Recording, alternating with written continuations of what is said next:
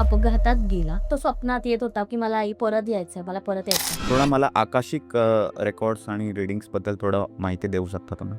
एक महिला सतत म्हणजे मला वाटतं ना 1-1.5 महिने त्या कॉन्टॅक्टमध्ये होत्या. त्यांचा 18 वर्षांचा मुलगा गेल्या वर्षी अपघातात गेला, ऑन दी स्पॉट गेला.